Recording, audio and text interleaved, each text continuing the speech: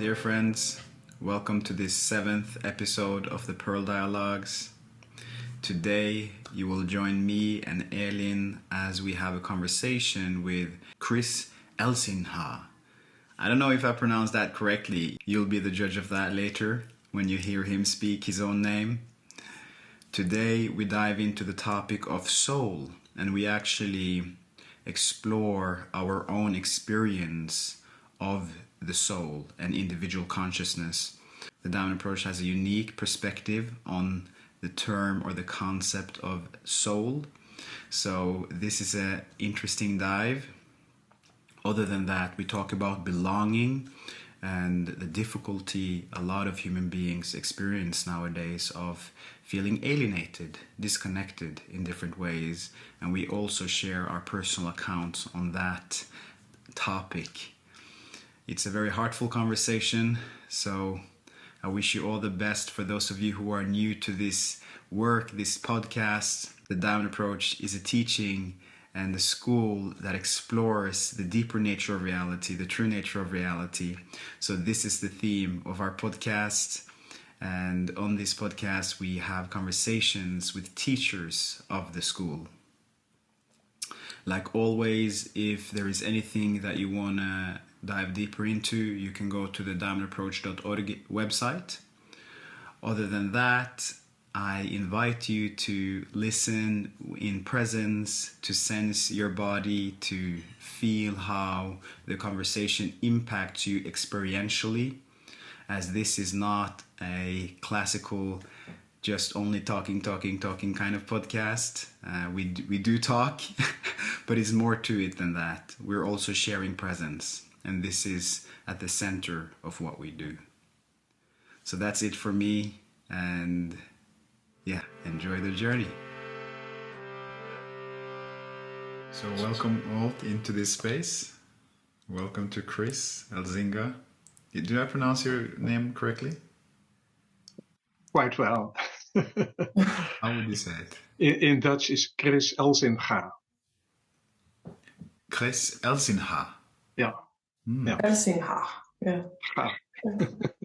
That's difficult for non-Dutch people to speak. It's coming from the throat. Yeah. Yeah. Yeah, and that speaks to where you live in Amsterdam, Netherlands. Yeah, very close to Amsterdam, in Haarlem. In Haarlem, yeah, I've heard about that place. Yeah. Very close to the coast. Yeah. Yeah, and it brings up the question that me and Elin also talked about, that we're both curious about a bit about your background leading into the Diamond Approach. You are a Diamond Approach teacher. You were ordained in 2017. Yes. And from what I gather, most Diamond Approach teachers, being in the Diamond Approach, when you also step in as a teacher, it really begins to truly absorb your life, in the sense that or you can maybe speak to this, how big part of your life is the Diamond Approach, and how do you see that connection? Yeah, different questions. Yeah. Perhaps I can start off with how I came to the Diamond Approach anyhow. Yes, please. So actually I started with Franciscan spirituality in the 80s, last century. And it was important for quite some years. It's still on the background in my life. It was very opening at that time. There were the ones who gave the training were very open to other ways of experiencing life, experiencing things. It opened up a lot. But afterwards, I realized I need more guidance in terms of meditation. We have meditated in the Franciscan trainings quite a lot, but I needed more guidance for it. So I looked around and found Shambhala Buddhism. Perhaps you know that it's a branch of Tibetan Buddhism led by Trungpa Rinpoche. He was not living at that time anymore, but there was quite few people in the Netherlands who were teaching Shambhala Buddhism, and I was there in that sangha for around 10 years. But halfway, I met a Norwegian friend, and he was quite interested in Almaas, in books of Almaas. So I remember clearly, certain moment I got an email and he said, something is happening in the middle of your country, a retreat, and you need to go there. And I had very high esteem of my friend, Inge Gjelo. So I went, and that was my first retreat, the Ritvan retreat. And I know from the very, very beginning, I fell in love with the teaching. What did you fall in love with? When during the first retreat, the teachers used the word soul. And that really appealed to me. There was something resonating in me, I think, from my Christian background. And I realized I've missed that in the Buddhist teachings. So something was more common to me, or fitted better to me, where I was at. In the Christian tradition, we talk also about soul, but nobody tells what the soul is. And that's the great thing in the Diamond approach. People talk about the soul and tell something about, and I can experience something like the soul. So that was a beauty from the beginning. And in the first few years, I remember going into the retreats, and I went quite deep. A lot of sadness, a lot of pain came through. But towards the end of each retreat, it was something like I was kind of floating in the air, full of love. And sometimes my oldest daughter said when I came home after 7 days retreat, Daddy, with your feet on the ground. It was around 10 or so by then. But she felt that something, I was not really floating, but it felt like not really, how to say that? I was so happy. Yeah. So, in the first few years, I felt like not Alice in Wonderland, but Alex or Chris in Wonderland. So, yeah, so many openings.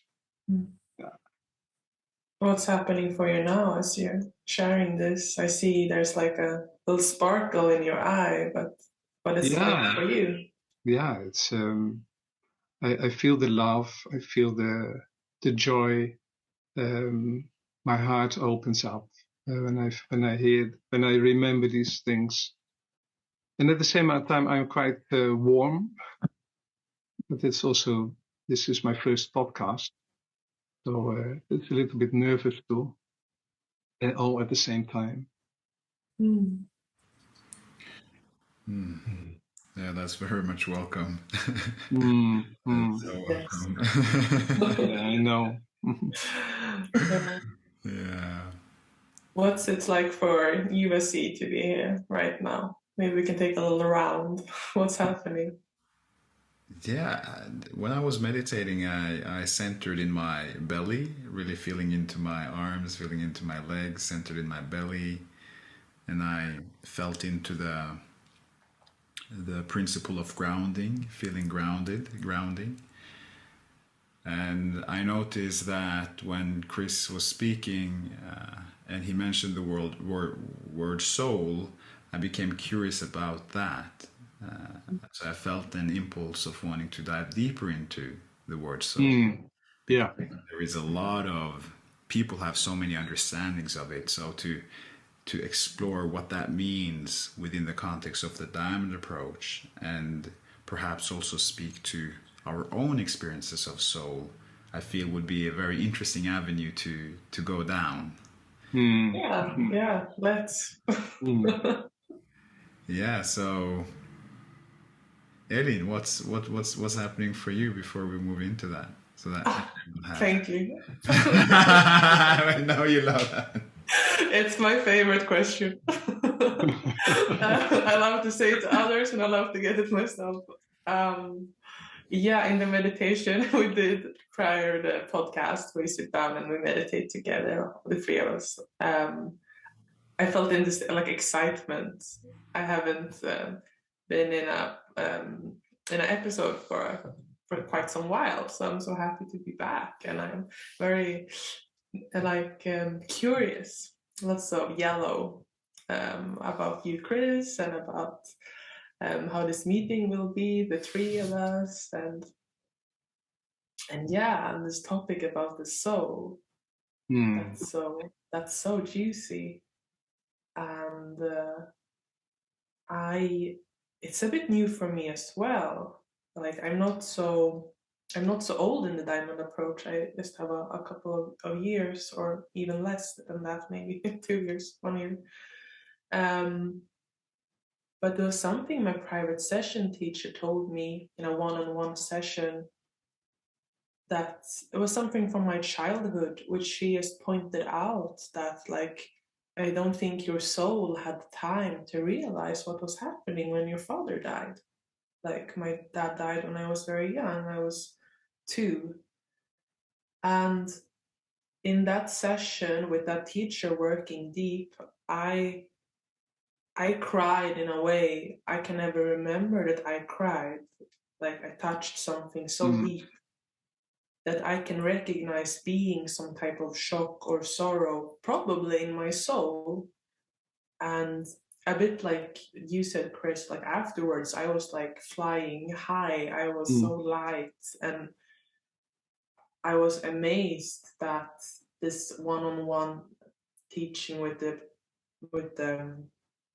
private teacher could be like the best type of therapy there ever was, without it even being therapy. I was just exploring my soul, and I'm very curious about it.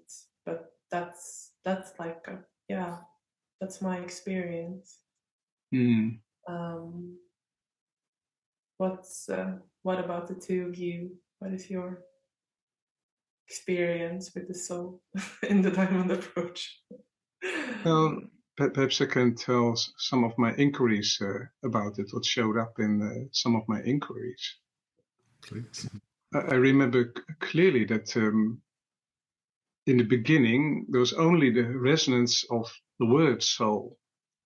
I didn't have any experience in the beginning, but quite soon, on one of the evenings during the retreat, with my inner vision, I saw something like a shape, a kind of plasmatic shape around my body. It's bigger than my body, and it felt very fluid. And I was excited because I've never experienced something like that. So I went to my teacher, and I was so excited. I was telling her what I had experienced, and she said, "Stop." And then I was like, "Okay." And then she said, "Do you feel it now?" I said, "Yes." And then she said, "That's it." It touches me because I felt such a deep recognition of who I was at that moment. Yeah, such a deep recognition.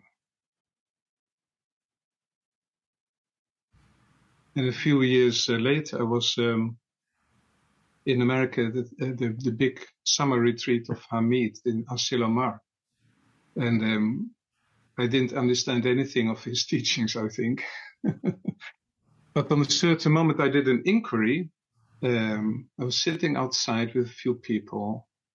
I went in an inquiry, and with my inner vision, I saw myself in a baby shape, as a body, but around it was a pure, transparent kind of, again, a kind of plasma, I could say, without any specific shape or form. And I saw my mother bending over me, looking at me, and with kind of an expectation. And I realized, oh, she expects me to be a form. She expects me to be a baby or this body, but I'm much more than this body. I'm this pure, transparent shape, or without shape, plasmatic, something. And it was so touching, because then I realized at that moment there's still the connection with having no form, no specific form. So I can take all forms, but at the same time, the body is a form within that bigger space. And she expects me to be a baby, laughing or whatever, specific form. So that for me, that was a kind of a breakthrough, because I realized fundamentally I'm formless. I can take on many forms. I can have so many kinds of experiences, so many kinds of feelings, so many kinds of thoughts, so many. And I saw how I identified to being a baby, because my mother was expecting me to be like that. And later became more connected with the sense of presence, so to feel that formlessness in a more felt way, I could say.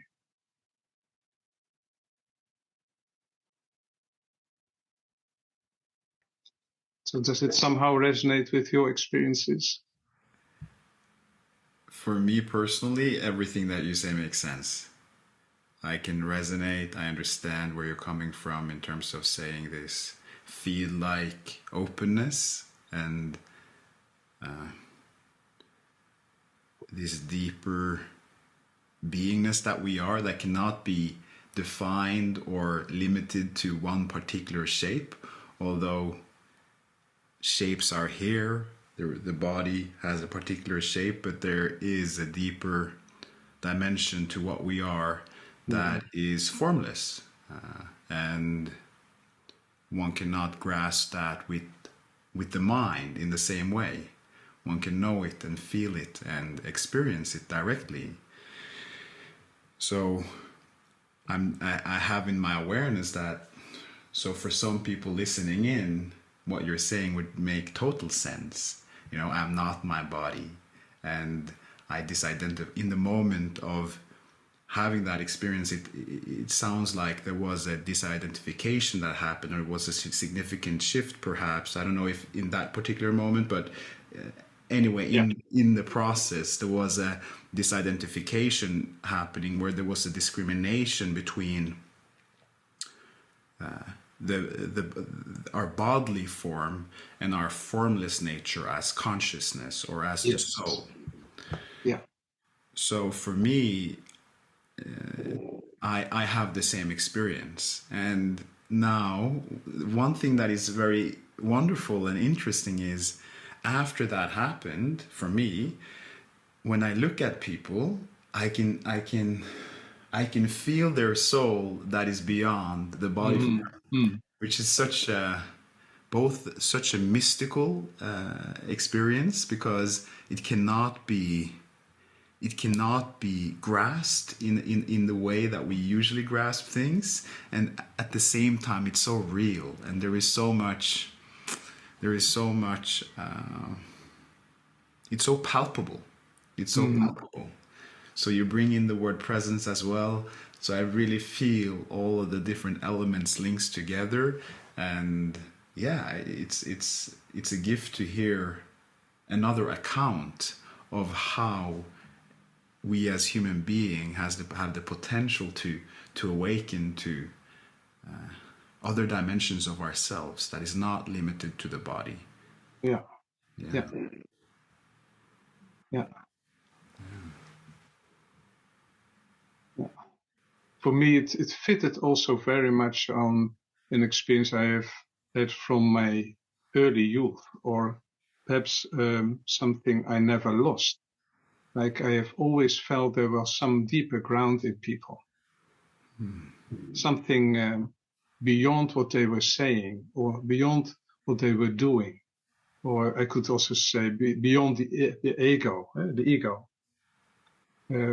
So I could never be angry with people for very long, because I felt there is something else uh, uh, in people. I could say something more fundamental in people, or I always felt there's a layer of goodness in everyone, and perhaps they don't show it, but I felt always there is something else that is that can be trusted in people.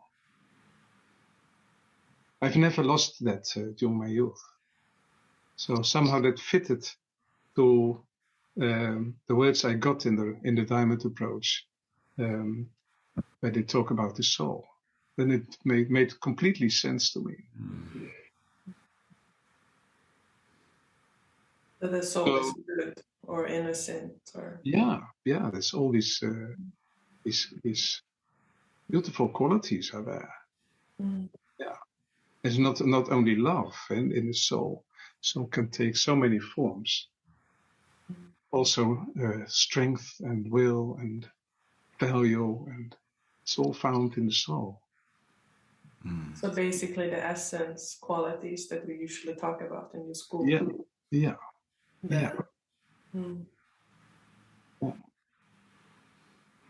Yeah, and how the soul is real. It's something that we can know and experience. It's not an abstract destination out there or a concept either. It's something that we can feel. It points to something that is real. And I am very curious about you, Elin, how you relate to all of this. How do you understand what Chris was sharing and my own personal sharing within this context? Yeah, there were parts of it I actually didn't feel like I understood. But I realized why now, because I think I talk more about essence. Like I am so into the different essence colors so for example, like I mentioned earlier in the podcast, yellow, curiosity, and I'm maybe seeing them a bit more divided, and also I haven't been in the school for so long. But what I'm getting from the 2 year now is that the soul contains all the essences and kind of are in flow with that as well. Maybe that's something bigger. I don't know. What would the 2 of you say? You ask me? Yeah. No. Yeah, the soul expresses it all, and especially when you feel it more in a pure form, you could also say then you feel the soul more in its purity. So when there's the love or the strength or the power, when it comes through in this pure form, you really sense you not only in the body, but it's much bigger what you feel. Most of the time it's also beyond the body that you feel it. The expansion, sort of like filling your body and going beyond. Yeah. That I know what it is, but I never thought about it as a soul. Yeah. And I would also like to say that also the body is not separate from the soul. So I could say that the body is the most physical expression of the soul. So it's not the soul and the body. It's not two different things. But the soul is more than the body. Yeah, for sure. But that's also why it's so nice. You can the body is so much an entrance to feeling all these essential qualities. When you have the body, you can really feel what love is, like an outflow, and it can expand beyond your physicality so much. But it's the same with all the other qualities. When you feel value, for instance, then it feels like a grounding in your body, and you feel a kind of a contentment and a natural being, natural beingness. I'm here. There's no doubting, no questioning yourself. But it's felt as a kind of an uprightness in your body. It's so beautiful to. That's also why we put so much attention to what the body is going through. Yeah, I really resonate with what you say in terms of how the soul contains it all. That's something that I can very much relate to. And I also notice how the word individual consciousness come to the picture, because I know within the school they are synonymous, individual consciousness. So some people are maybe more familiar with that notion of individual consciousness and don't necessarily use the soul. So within this school, it is the same. And it also brings to awareness something Jessica Britt shared, who is another teacher of the school, around how in the beginning there was only personality and essence. There was no notion of soul. And the determination was you're either in the personality, which means in the ego personality, your structured self, or you're in true nature. And then with the notion of soul, you have something real that contains it all. So that's something that I very much resonate with. Yeah. And at the same time, it's my experience. Yeah. I could say it's my soul's experience of the soul's experience. The soul points to that too. That there's an individual consciousness. But there's an individual here, kicking in alive, I could say. This is so interesting, how there is an individual here, and that we're having an ongoing experience that is unique to ourselves, and simultaneously that we share the same substance and we are of the same nature. Yeah. Such a fascinating thing, huh? So Chris, I'm a bit curious. You mentioned in your inquiring experience of being young and in a soul, and your mother seeing you. How has this? Because you have kids yourself. I have 2 daughters. You have daughters, yes. So how has this influenced you as a parent, like the teaching and everything, and your concept of the soul? Wow, that's a big question.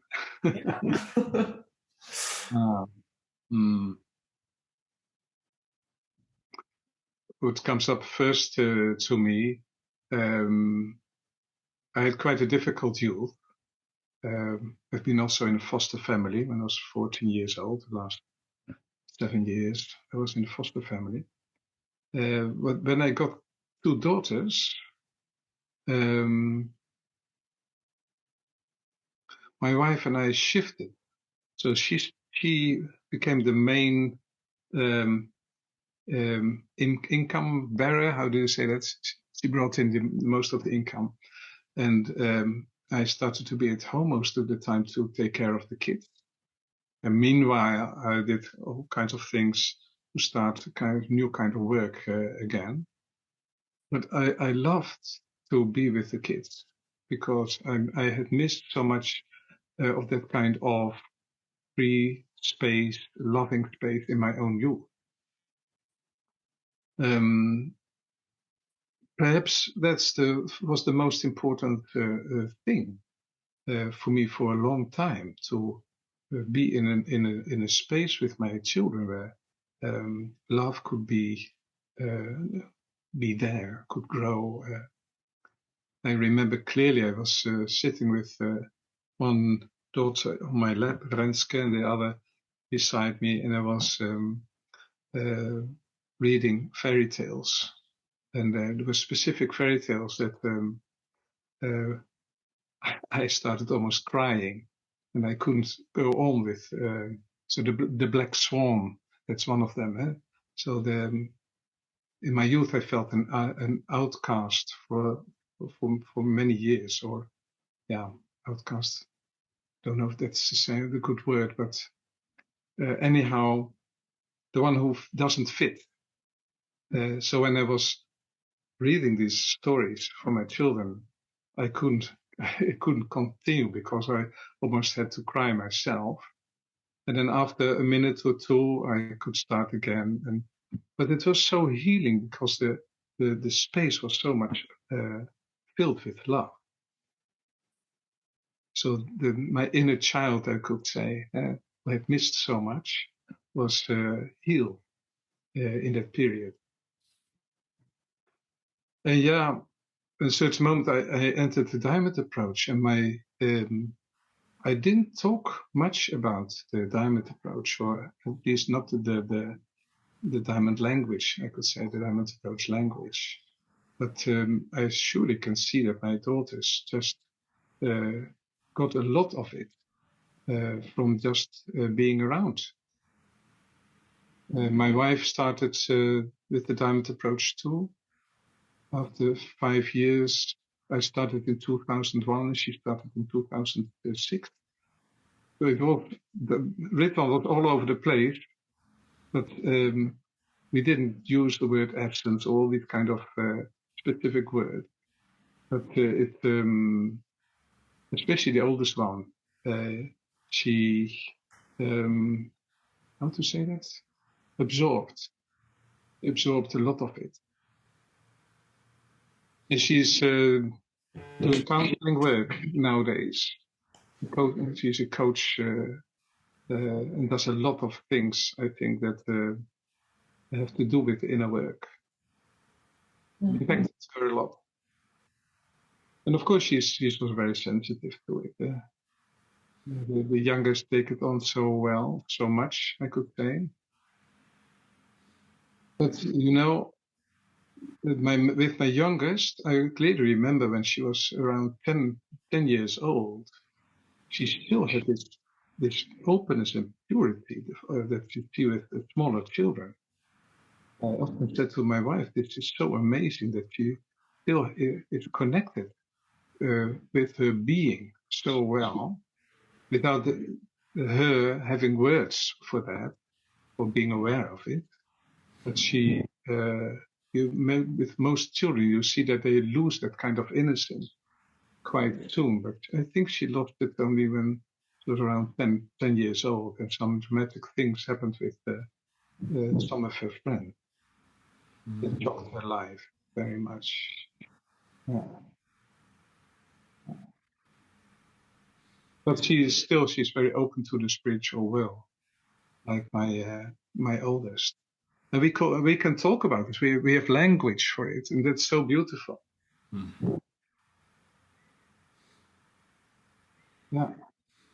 So I don't know if that answers your question a bit, Elin. I think my question was very, very open. But there's something in my mind. Like, first, thank you for sharing. It's very interesting to listen to. And then I think what was getting to me was, I don't know your relationship with your mother, but you said this thing that, she was looking at you and expecting you to be a baby, like she was objectifying you.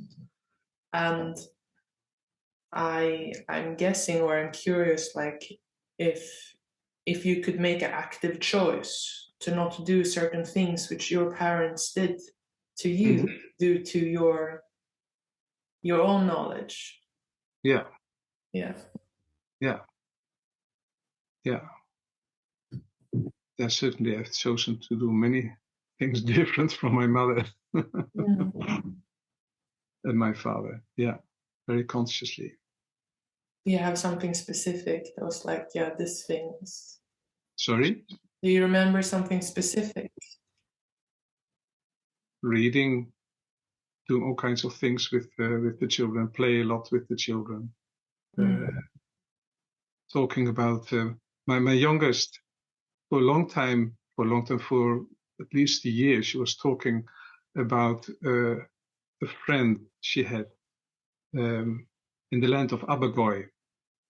Every morning, many mornings, she come up with a story that during the night, in her dream, she had played with a girl from Abagoy. I don't know, but I was always curious about her experience with playing in that other dimension or realm. And it stopped only when my oldest daughter said, "Don't be so silly. This is not silly. It's just a pity." But I talked about the dream life a lot, about inner life, all kinds of other experiences I had. Also experiences in the family of high sensitivity. Yeah. Recently, I think 2 or 3 years ago, I started to question my mother. She's 96 by now, about her youth. And I dived really into her youth. And I discovered a thread or a line of high sensitivity from my daughter, me, my mother, her mother, her father. It was very interesting to see that the high sensitivity is going through the generation. Gives a deeper sense of belonging, because sometimes when you are in a situation that, as a man, to be very sensitive, that it can be seen as soft, but I can see it's just a line, and it makes so much sense that I have this sensitivity. My daughter has this sensitivity.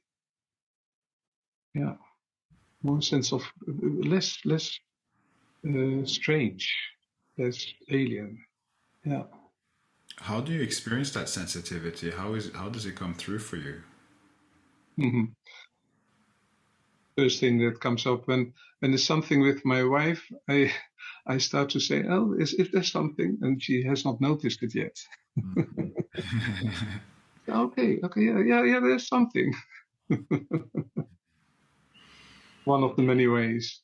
Yeah.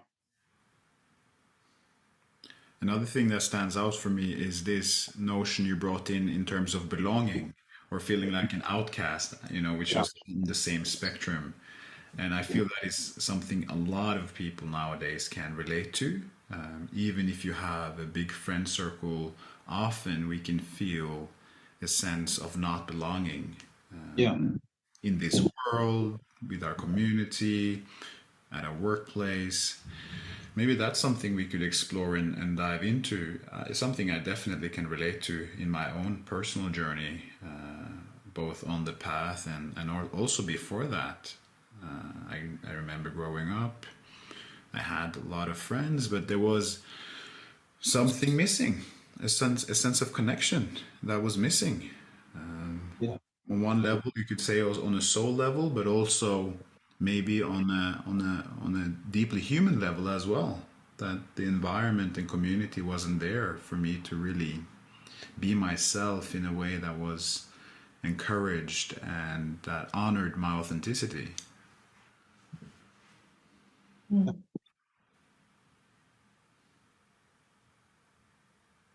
Yeah. What is it for you to talk about it now, like look back at it?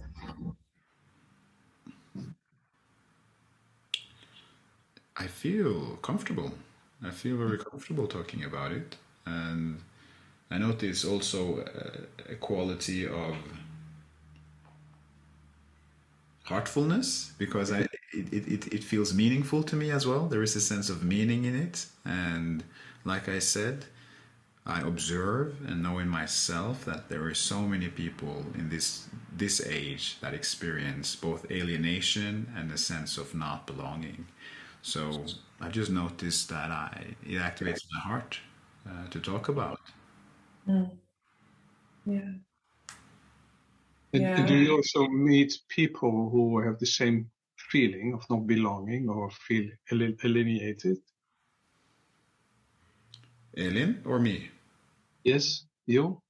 Yeah, so I do meet that quite a lot, and at times, I would say where there is a sense of, there is also dimensions to belonging. Yeah, so you have more mental kind of belonging, an idea of, oh, I'm a part of this friend circle, which is more mental. I have these friends, which means that I belong, but for the heart to feel belonging is a different story. Mm. Mm. So I believe that, particularly in my old circles of friends, my sense is that the sense of belonging can often be more in the head, and within, because we share history, there is a sense of belonging there. But in the heart and also maybe in the belly, which I feel very much links to this possibility and ability to share presence, like to share conscious presence with another. So my sense of belonging is primarily found with deep friends, with people that I have a deep friendship with. So usually individuals or triads of people, Mm. but not. I rarely find it in larger groups, for instance. That's my experience, and I do observe this on a greater scale in my own networks and peer group. And what happens in your heart when you feel connected or belong? Often, what activates for me is joy, the joy aspect, and the sense of playfulness. Um, from another perspective, I can often experience a sense of intimacy, being very comfortable in the field, being with other people, a sense of feeling free to be spontaneous and and explore. So there is more of me activates, more aspects of my soul comes forth because the environment allows it, you could say, or that welcomes it, or meets it, or invites it in. And when you make this gesture, what happens to your heart? Yeah, so that's basically what happens to my heart. Right now, I do feel a sense of connection. I do Mm-hmm. feel a sense of connection. So I notice how the movements of my arms is an extension of that. Mm-hmm. Yeah, Is there a sense of expansion too when you do this? definitely, definitely. And talking about this topic and tuning into my own thread of belonging and how it's changed over the years, and how I've also come to see where I feel a sense of belonging and when I don't, in of itself is experienced as a gift, because for a lot of people that's completely obscure, and for me it was obscure for a long time, while now I know in my heart and in my own conscious experience that I have experienced belonging, and I'm in touch with it now in a way. Yeah. And sharing space with you guys, where there is a sense of presence, there's a sense of attentive listening, there's a sense of caring, there's a sense of curiosity, and a lovingness that is in the field. Yeah.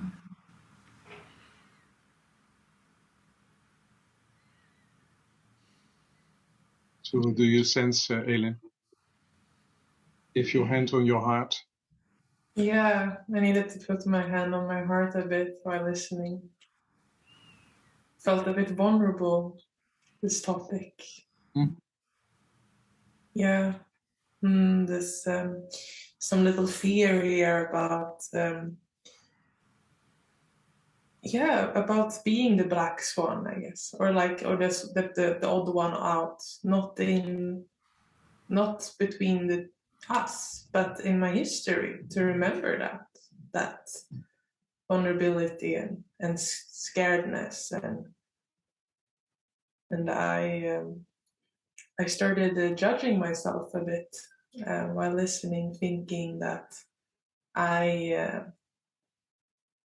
how I learned how to be authentic was through acting. Actually, I was on stage a lot and doing theater, which is very close to reality, but it's still a game. Yeah. In a role. I was in different roles, yes, and I wanted to experience as much as I could of life. So I thought acting was the career for me, because then you could live so many lives. But I also see that this is, I didn't know who I was. I just tried to experience. I tried to get in touch with my soul and connection. And I remember the first time I chose my friends when I was 14 or 15. They were also the odd ones out. Everyone, we looked like Marilyn Manson and The Cure. Like we were very creative. And that was our thing in our community. Like we were a couple of teenagers, I guess 6 or 7, and that was my first sense of belonging. But I also belonged because I was the odd one out. We were like a little group of misfits that made that our thing. And so, but it's this finding a identity, and then now as an adult, I don't know how to look. I don't know what I think about it really. It's I can see I did my best to belong. I was as authentic as I could, but also my emotions were everywhere all the time. I was very emotionally unstable and charismatic as well. And it's a bit vulnerable to like think about it. Yeah. So. Yeah, the vulnerability for me for a long time had to do with when I'm in a circle of people, and they apparently see me as part of the group, and I'm not sure if I feel part of the group, and that had to do with my background. I said I was scapegoated. That was the word I was searching earlier. In my youth, I was scapegoated. I was the black sheep, so I didn't belong to the group of my family. And then my parents divorced, and I came to another family. It was the older sister of my father. And then the question, do I belong, came back in a new way. Like, can I stay with them? That was the first question. How long can I stay with them? And I have to do my best to be accepted.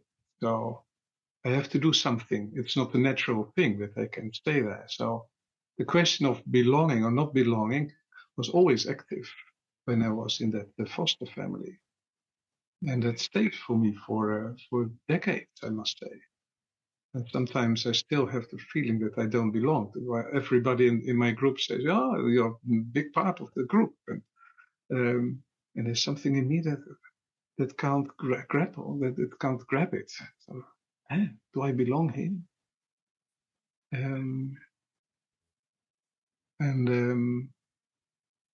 So not belonging, or what I for a long time happened to do was when I was in a group, I was like not committing myself completely to it.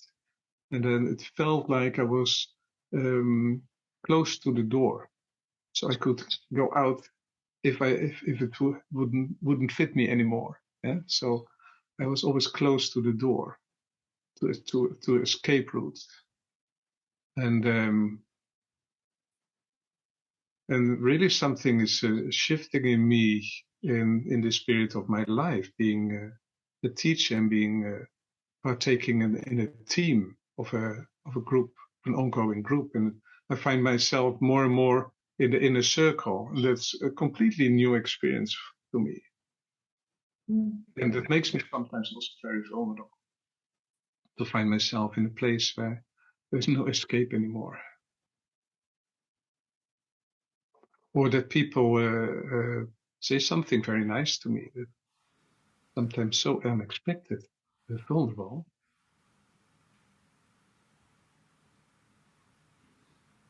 How do you feel sharing that now in your body, in your soul? Yeah, it's a bit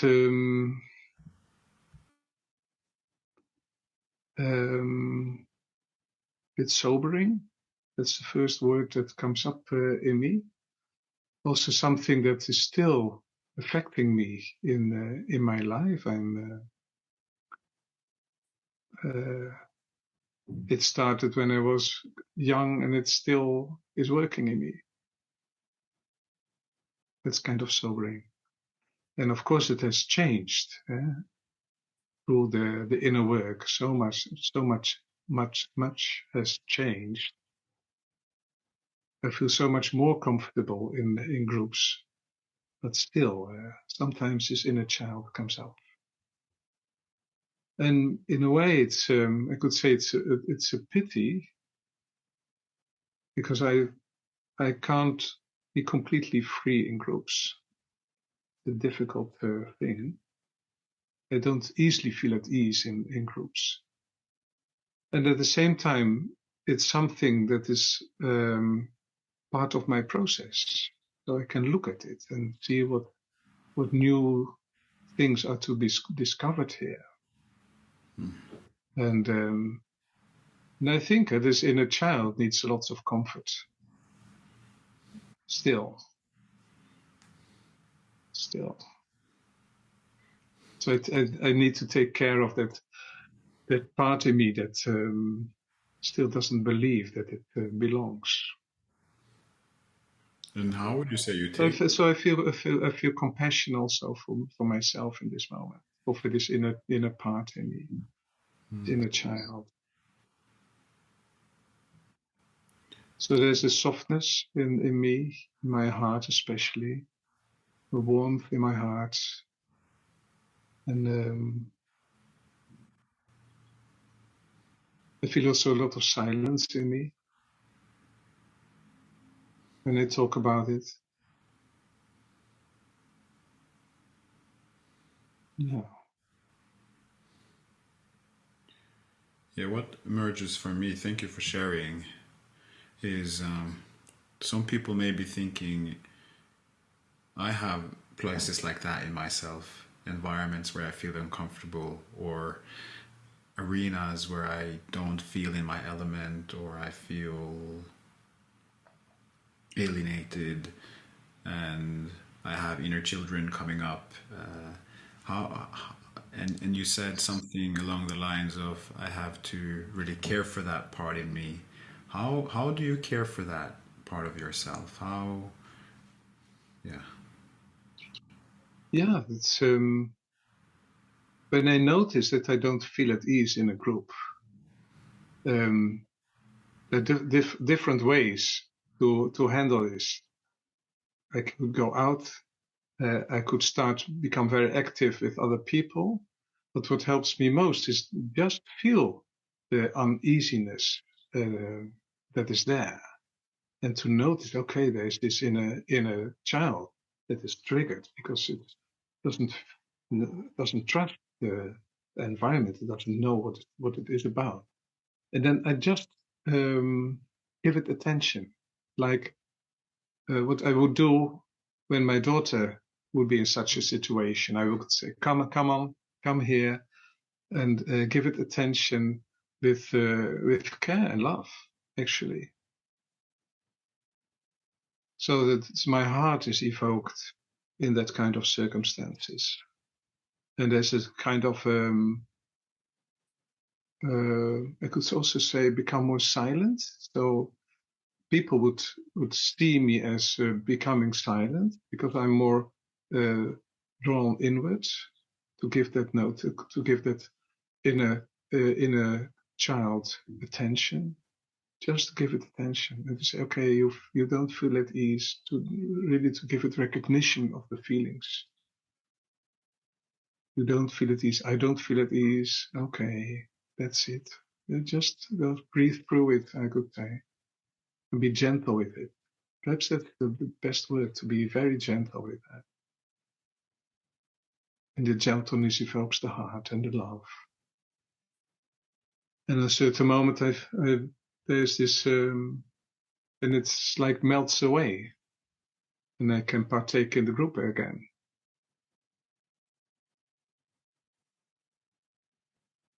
So it's a kind of a switch of attention going outward, which is more the reactive things, I could say, trying to handle it. Switch to going inside and to learn more about what is needed here. Something in pain, okay, that needs attention. Caring.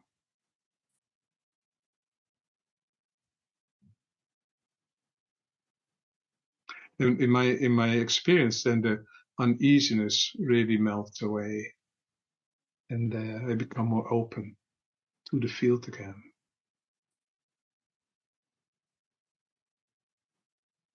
Do you recognize something like that in your own experience? Yes, for sure. Yeah? For sure. Even also a bit now when you're sharing and you're talking about it, I can notice some inner children or one or two is getting really nervous and afraid about different things, which I can't really pinpoint, but really it was like the sensations that you were describing. They were working in my body at the same time. Yeah. And I don't really know what they're afraid of, but doing something wrong maybe, or being wrong. It's something in the inner child that gets so nervous, and then to show up and be that parent for your inner child and take care and have it melt and like self-love, like self-compassion. Yeah. Yeah. And it's so wonderful to hear you share about this, because when I'm in that space where I feel so alone or vulnerable or hurt or something has gotten triggered, it's like I believe I'm the only one who ever feels like that. Yeah. No one else experiences this, and it's only me who's wrong with. No. Like, and then to hear you share, it's like, like yes. Yeah. This is life. Yeah, one important thing I learned during the years, there's a saying that children needs to be seen, or want to be seen. But I think it's more like children needs to be felt. So when there's an inner child triggered, I could say, okay, this is inner child feeling sad or pain, but I feel it. And because I feel it, 100%, the child feels okay. He feels it. He really knows what it is now. Yeah? And then the child can relax. So I need to really go into the feeling, like 100%, feeling it all, like the child is feeling it. That's the important thing.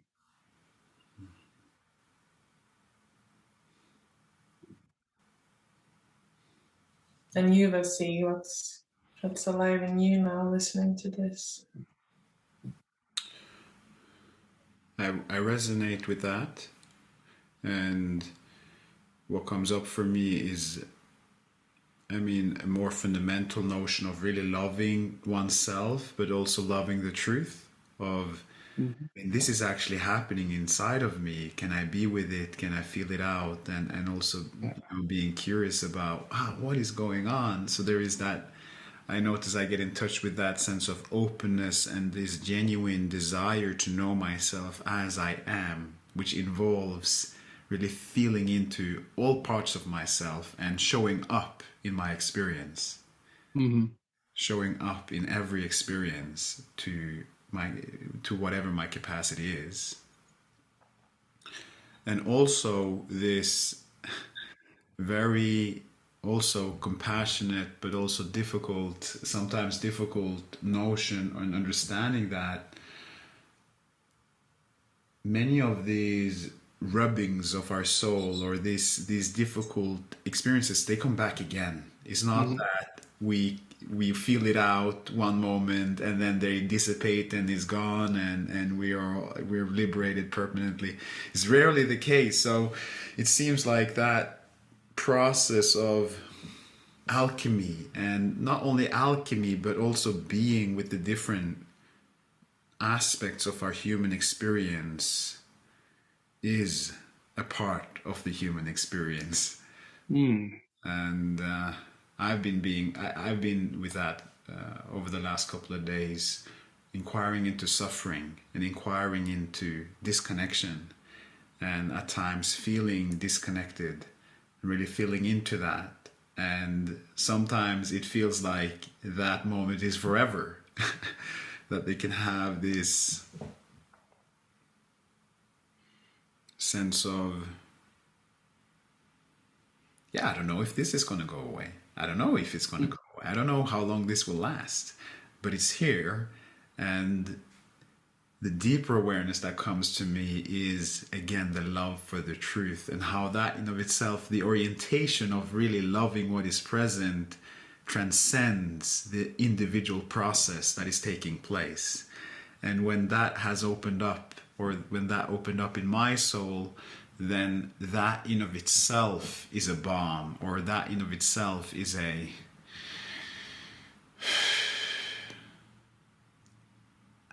it's difficult to put a word for the significance of that in how I experience it, and how that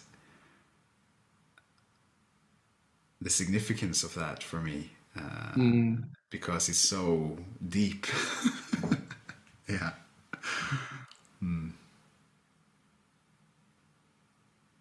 Yeah, and sometimes the truth is that these feelings can be too much. And that's what I like so much from the diamond approach, that they don't put you through things. They don't push you. And when it's too much, that's the truth. When it's too much, then be careful here. Yeah. When there's a barrier, it's not going through the barrier, but no, just how does the barrier look like? Is it high? Is it big? What kind of material is it? Is it steel, iron, mud, sand, or just air? Just have a look.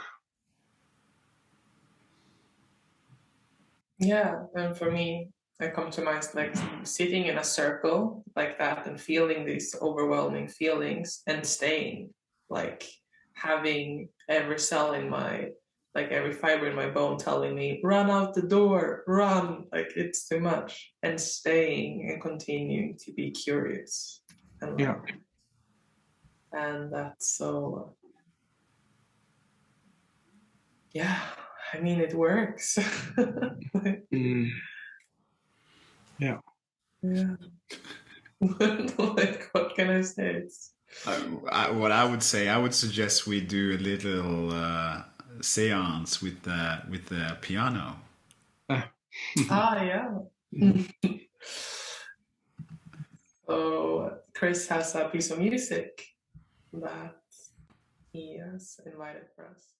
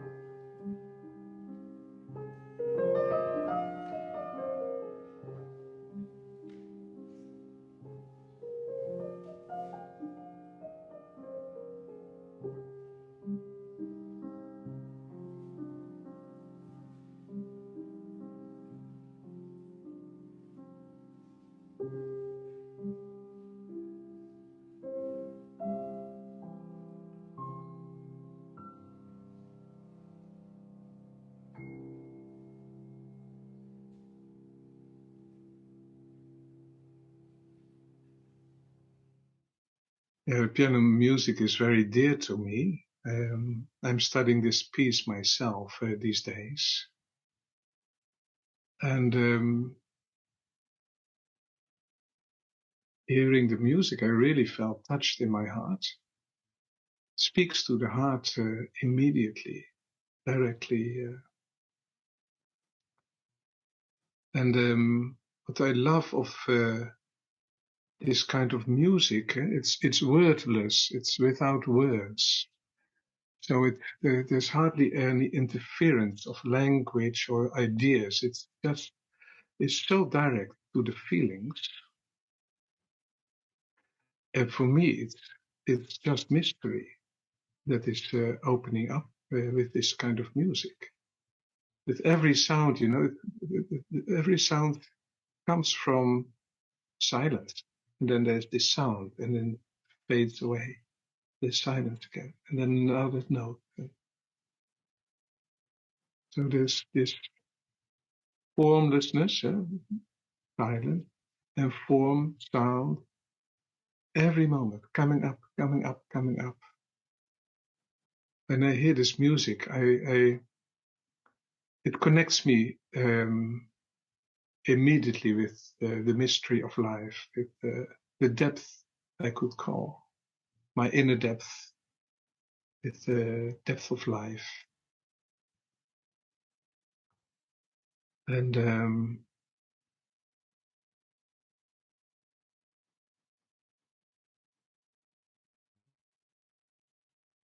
yeah, I'm in touch with the silence in this moment while I'm talking. It evokes the silence in me.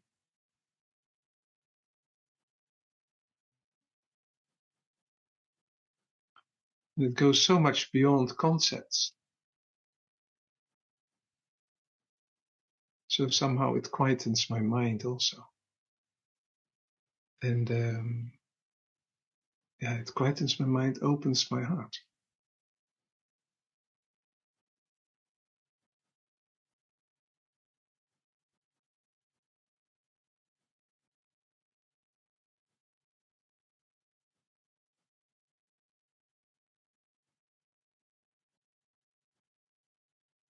So how was it for you to listen to it?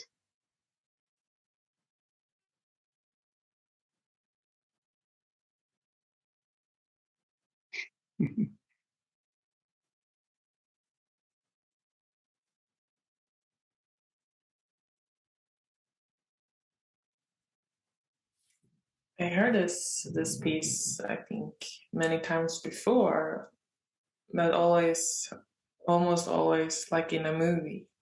And there's someone sitting on a piano forte and they're playing it, and it's just this like, it's very inviting. And I started thinking about like excelling in life, like also as you shared, that you're practicing this piece a bit, if I understood you. Like, and I'm thinking, wow, what it must be to be able to play this song. I don't play piano, but this, like, to be in flow with the soul. And also, since we talked about the soul, I thought a lot about this Disney, I think it's a Disney movie, or there's a movie, animated movie called The Soul. And that's also a guy sitting on a piano. It's like playing jazz, and it's just like there's no, there's just his soul and the music and the creativity, and that's really, that's what came to me. How about you, Wazee?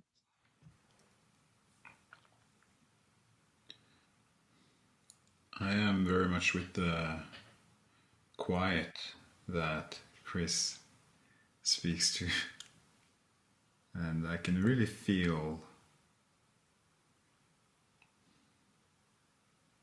the silence, and I'm exploring that, abiding in that.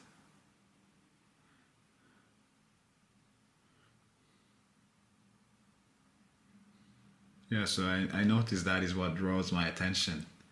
That's really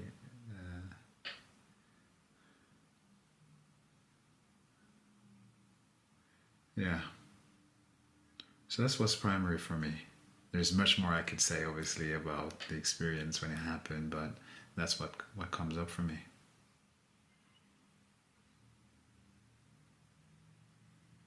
Yeah, for me, the music is very fluid, and the way the woman was playing was also very fluid. I don't play it in the same bodily way, but I like the fluidity, and it's also so free. There's no the rhythm is free. So when there's some expression needed of it's like strength or power, then it goes quick, and then at a certain moment it's becoming very quiet and still, and then the rhythm goes slower and slower, and towards the end, and then halfway it almost ends, and then you expect there's nothing coming, but then again it starts all over anew. It's so beautiful, this music. Chopin dared to take a break in the middle and have this silence in the middle of it. So beautiful. And then he goes on again. Yeah. So free. And exquisite, yeah. And very exquisite. Yeah. This is, for me, it's really soul music, I could say. But everything is in it, where we started with. The silence is in it, expression is in it, the fire is in it, the love is in it. It's like a pure expression of the soul. Yeah, and the mystery. So I feel this is a place where we come full circle. Yeah. Yeah. So I want to thank you, Chris, for coming on this podcast. And Elin, do you have some final words? Yeah, thank you, Chris. It was lovely to meet you. See, and I feel so happy and blessed that we had this Pearl dialogue today. The three of us, it just showed me parts of my soul and parts of my heart that wanted to come out, and I'm really grateful to be alive. Yeah, thank you both for inviting me in this podcast. Nice talking with you. Yeah. Likewise. Wonderful. Yes, everybody, stay tuned. Okay.